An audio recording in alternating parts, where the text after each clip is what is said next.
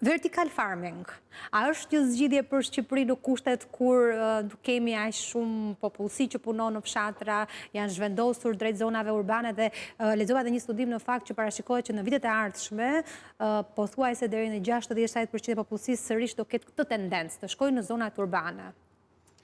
Neve, të paktën në bazë të statistikave, akoma jemi një vend që ka një numër të madh të popullsisë që banon dhe punon në fshat. Nëse krahasojmë me vendet e tjera që kanë me përqindjen me një shifër.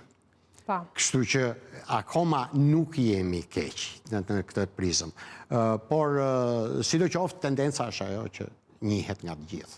Dhe lëvizje me popullsisë do ketë nga fshati në qytet, kjo detyrimisht do zëvendësohet nëpërmjet automatizimit, fillojmë me mekanizimit dhe vazhdojmë me automatizimin, nëse mund të ndikojë vertical farming për sigurimin e ushqimeve praktikisht për qytetet. Profesor, se nuk dua të ndërpres, që ta sqarojmë pak, çfarë është vertical farming? Vertical farming është kultivimi i bimëve që bëhet kryesisht për perimet dhe frutat e vogla, domethënë luleshtrye dhe këto, që bëhet praktikisht në sera, por shumë të larta, ose ndërtesa, po themi shumë të larta, ku punohet me hidroponi, pra në solucione ujore. Pra nuk na duhet shumë tokë, dhe nuk punojmë tokë. Përbën shumë të larta, me kate pa fund, ku gjithçka është e automatizuar, punohet me hidroponi, përdoren sensorët të cilët masin përqendrimin e elementëve ushqyes, janë sensorët e ndriçimit e gjitha me radhë dhe gjithçka është automatizuar dhe kontrolluar totalisht. A e ka shijen e perimeve dhe frutave të tokës? Akoma jo. Megjithse ka shumë kohë që po punohet në lidhje me rritjen e cilësisë, akoma nuk ka arritur që të kenë atë shijen e produkteve. U fol këtu për produktet autoktone.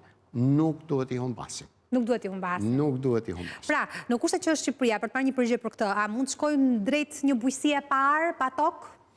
Unë do thoj kjo është më tepër për vendet që kanë më pak tokë ose për vendet që kanë klimë të tillë që nuk e lejojnë një kultivim të mirë të bimëve.